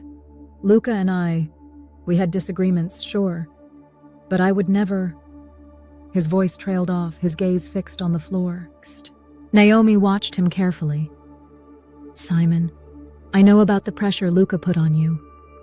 I know how demanding he was, how he pushed you. But sometimes, admiration can turn into something darker. Did Luca ever make you feel threatened? Simon's shoulders slumped, and for a moment Naomi saw something flicker in his eyes. Fear, anger, and something else. An emotion he seemed almost too ashamed to acknowledge. He had this way of looking at people, like he could see every flaw, every imperfection. He made you feel small, like you were nothing if you didn't live up to his expectations. I thought he was pushing me to be better, but after a while, I realized he wasn't helping me. He was controlling me. Naomi let Simon's words settle, each one revealing a layer of his relationship with Luca. Did you ever feel that he might hurt you? Simon hesitated, his hands clenching into fists. His voice dropped to a whisper. Yes. There were times when I thought he would find a way to destroy me. It was like living in a nightmare, every day wondering if it would be my last. Naomi arranged to meet with Mara Lang, Luca's former muse and ex-wife. Mara entered the interview room with a guarded expression, her gaze steady as she took a seat across from Naomi. Unlike Simon, whose fear was barely contained, Mara's face was unreadable, a mask of controlled composure. But Naomi could see the strain beneath it, the fine lines at the corners of her eyes hinting at a tension that had been simmering for years. Thank you for coming, Mara, Naomi said, keeping her voice respectful. I know discussing Luca may bring up difficult memories, but your insights could help me understand what truly happened. Mara's lips curved into a humorless smile. Detective, there's no need to tiptoe around this. I've been dealing with the consequences of knowing Luca Vermeulen for a long time. This is just the final chapter. Naomi nodded, leaning forward. You were once very close to Luca. His muse, his inspiration, perhaps even his obsession. But I also know that he took more from you than he ever gave. Mara's eyes flashed with anger, a spark of raw emotion quickly extinguished. Obsession doesn't begin to describe it. Luca was consumed by his own vision, and he saw me as an extension of that. To him, I was more than a muse. I was a possession, a part of his pure world. Every part of me had to fit his ideal, or I was nothing. Naomi's gaze was steady. Did you ever feel like your life was in danger? That he might remove you if you failed to meet his standards? Mara hesitated, the mask slipping for a brief moment. There were moments when I feared for my life, Detective. He was never violent, not in a physical sense. But he had a way of breaking you down, of making you feel like you were worthless if you didn't fit into his perfect world. I realized too late that Luca didn't see people as individuals. He saw us as pieces of his masterpiece, tools he could manipulate and discard. Naomi absorbed Mara's words, each one a testament to the toxic power Luca had wielded over those closest to him. Mara, what finally made you leave him? Mara's expression darkened, her gaze distant as though she were reliving painful memories. I finally saw him for what he was. A man who didn't love, who didn't care. He was a black hole, pulling everyone into his orbit until there was nothing left of them. I couldn't bear to be consumed by him any longer. There was a bitter edge to Mara's voice, a lingering sense of betrayal that went beyond mere disappointment. Naomi sensed that this was a woman who had lost herself in Luca's world, only to claw her way out, leaving fragments of her soul behind. Thank you, Mara, Naomi said softly. I know this wasn't easy, but you've given me invaluable insight into Luca's psyche. Mara nodded, her face unreadable once more. I just hope it helps you understand what he truly was. People called him a genius, but he was dangerous. He saw the world as a canvas, and we were just brushstrokes, replaceable and disposable. Oscar Finch arrived at the precinct later that day. Known for his carefully cultivated public image, Oscar was immaculately dressed, exuding the same polish and charm that had made him a staple in the art world. But Naomi could see the weariness in his eyes, a subtle tension in his posture that betrayed the strain of maintaining his facade. "Thank you for coming, Oscar," Naomi said as he settled into the chair across from her. "I appreciate your willingness to discuss Luca." Oscar crossed his legs, his hands folded neatly over his knee. His gaze was sharp, calculating, the eyes of a man accustomed to weighing every word. "Of course, Detective. I understand you have questions. I'll do my best to answer." Naomi wasted no time, cutting straight to the heart of the matter. Simon and Mara both shared difficult truths about Luca, how he viewed those closest to him as impurities in his life, people who didn't meet his impossible standards. They saw the fall of saints as a declaration, a message that he intended to remove them. For the first time, Oscar's carefully constructed mask slipped. His jaw tightened almost imperceptibly, his gaze shifting to the wall behind her before meeting her eyes again. There was a flicker of something raw in his expression, something he was struggling to keep contained. "Luca was a genius, Detective," Oscar began, his voice still measured but carrying a hint of darkness. "But he was also troubled. That obsession with purity? It wasn't just a philosophy, it was a consuming force. He saw the world as an extension of his art, and he saw people as either worthy or unworthy of being part of it." Naomi leaned forward, sensing that Oscar was finally ready to reveal the truths he had kept hidden. "Did he ever discuss this with you directly?" Oscar exhaled slowly, his composure wavering. "Not in so many words. Luca was subtle. He preferred implication, suggestion. He'd look at you a certain way, say things that left you wondering if you'd failed him. Over time, I began to see how he pushed people out of his life, almost as if he were purging them." Naomi's eyes narrowed as she considered his words. Simon and Mara both mentioned that they felt Luca had a pattern, one that involved removing anyone who disappointed him. Ella, Julian, Anton, they all crossed him and they all ended up dead. "Did you notice this pattern too?" Oscar's expression darkened, his gaze dropping for the first time. "Yes, I noticed. But what could I do? Luca was untouchable. He was the art world's golden boy, and questioning him would have meant the end of my career. He had a way of controlling people, manipulating them into silence. By the time you realized what he was capable of, it was too late." Naomi felt a chill as she listened, each piece fitting into the puzzle she had been assembling. Luca's world was a fortress of control, a carefully constructed reality where only those who met his impossible standards were permitted to remain. And when someone failed him, he found a way to eliminate them. "So when you saw the mural," Naomi continued, her voice gentle but insistent, "when you saw yourself painted alongside Simon and Mara with those expressions, those symbols, you felt like you were next?" Oscar's composed exterior cracked, and for a brief moment his true fear shone through. "Yes," he admitted, his voice barely above a whisper. "I saw that mural and I knew. He had painted us as his fallen saints, his failures, his impurities. It was a warning, Detective, a message that we didn't belong in his world anymore." Naomi let the silence hang, allowing Oscar's words to settle. The man before her wasn't the confident, polished dealer she'd expected.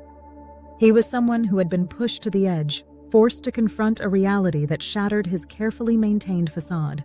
"You, Simon, and Mara acted to survive," Naomi said softly, her voice free of judgment. "You did what you had to do." Oscar nodded, his face haunted. "We didn't have a choice.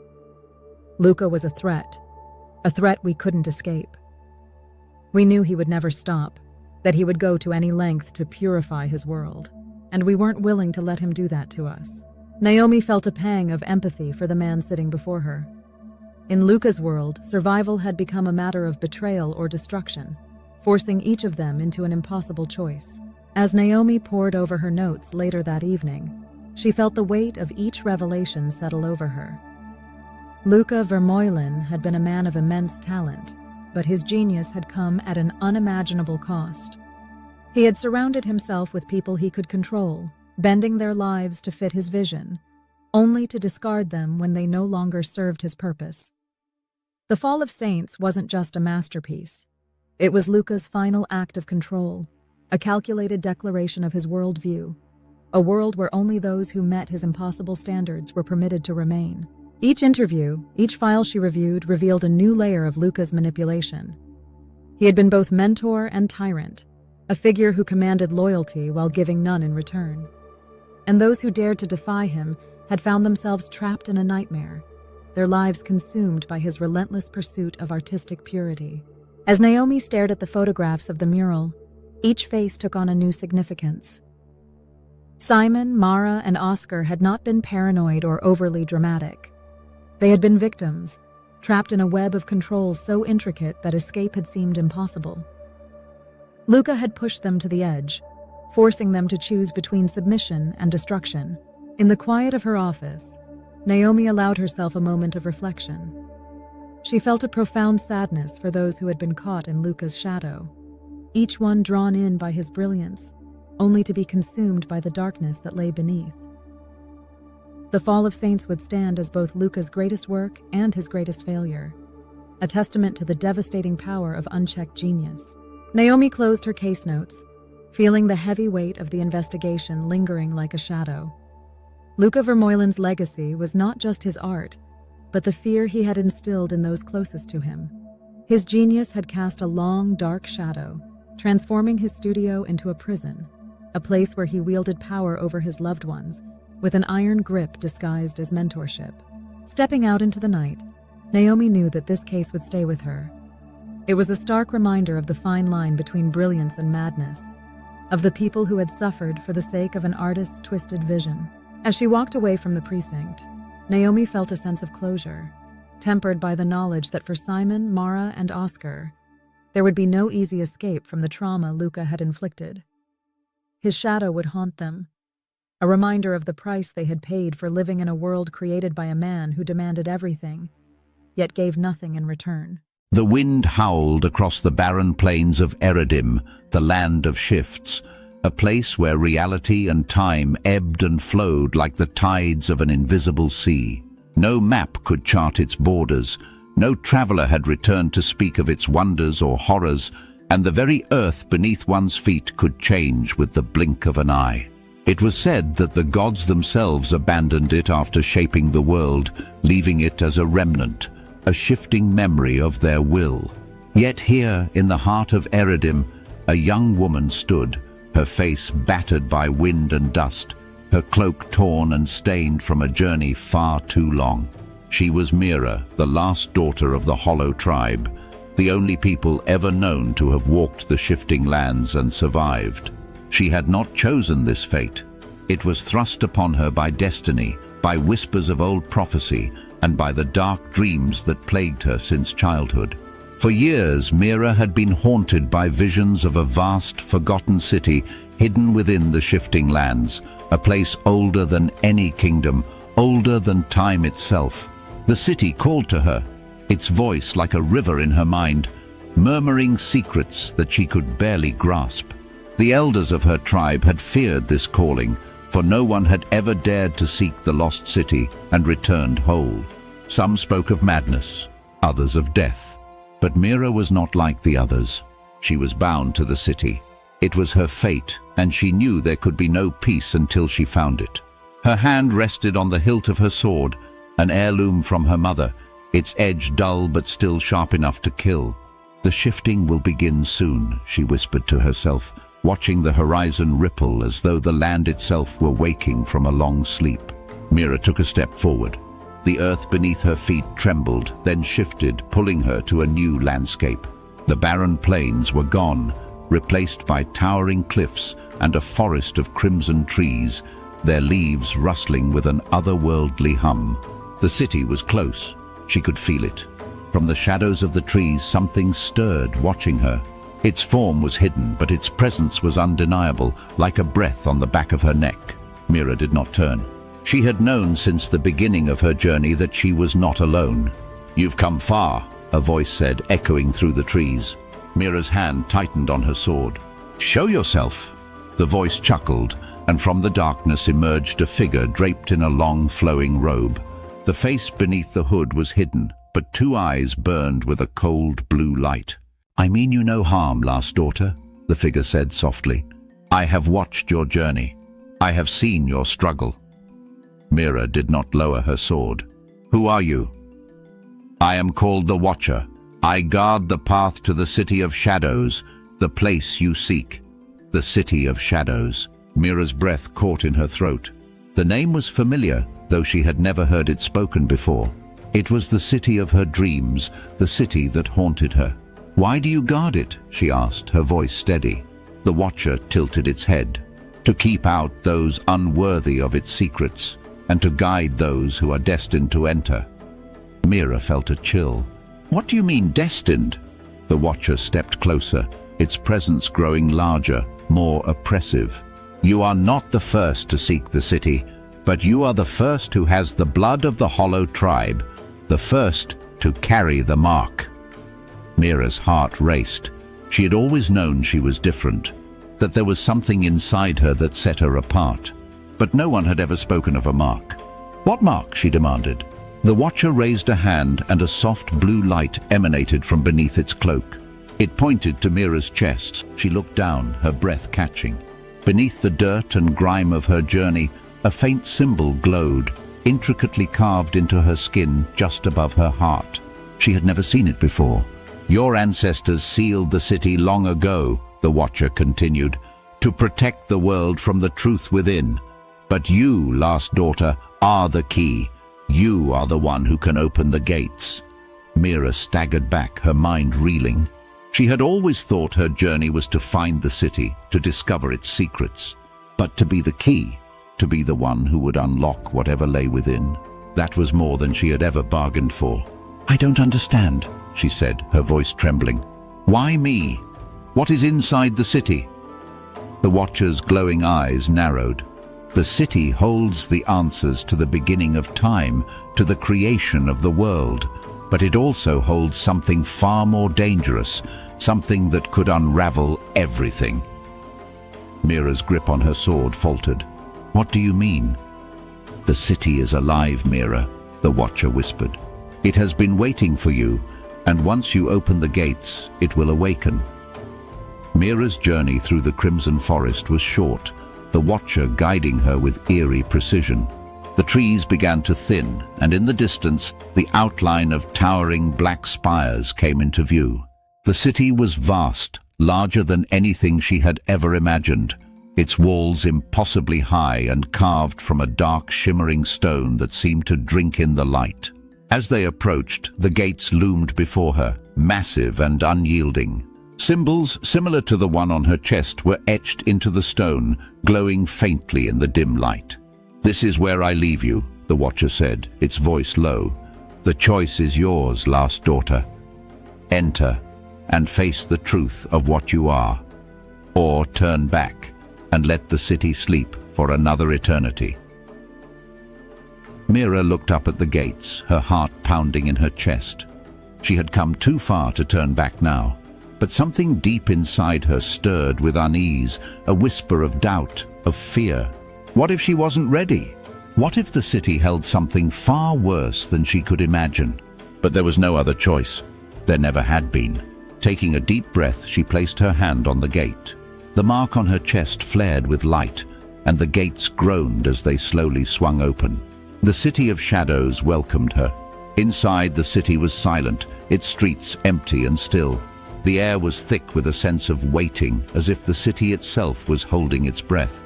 Mira moved cautiously through the winding alleys, her eyes scanning every shadow for signs of danger. But there was nothing. No people, no life, only the quiet. She reached the heart of the city, where a massive black obelisk stood, its surface covered in ancient runes. The mark on her chest pulsed with heat, drawing her closer. She knew instinctively that this was the source, the heart of the city's power. As she approached, the ground trembled. The air crackled with energy, and the runes on the obelisk began to glow one by one. Mira's pulse quickened, her hand reaching for her sword, though she knew it would be useless. A voice echoed from the obelisk, deep and resonant, filling the empty streets. Welcome, last daughter. You have come to awaken me. Mira's mouth went dry. Who are you? I am the city. I am the beginning, and I am the end. And now, you will set me free. The ground shook violently, and cracks began to spiderweb through the streets. Mira staggered back, her heart racing. This wasn't what she had expected. The city wasn't just a place. It was a living, breathing entity, a force of nature, and she had just released it. "No," she cried, backing away. "This isn't what I wanted." The voice laughed, a sound that sent chills down her spine. "You cannot stop it now. You were born for this, Mira. You are the key. And now the world will fall to the shifting lands once more." The city began to change, its walls twisting and warping, the ground beneath her feet shifting violently. Mira stumbled, her mind racing. She had to get out. She had to stop this.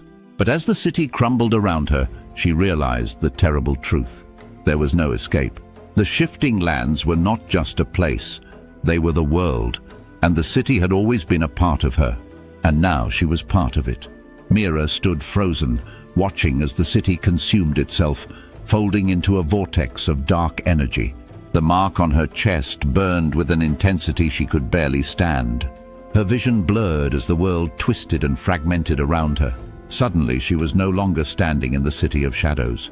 Instead, she found herself in a grand hall, a vast chamber filled with an eerie glow. Statues lined the walls, their faces obscured, and in the center of the hall stood a massive throne made of black stone. Sitting on that throne was a figure cloaked in darkness, its eyes glowing with the same blue light she had seen in the Watcher. "You've done well, Mira," the figure said, its voice echoing with ancient power. "You've completed your task." Mira's heart raced. "What is this? What are you?" The figure smiled, a cold, cruel smile. "I am you.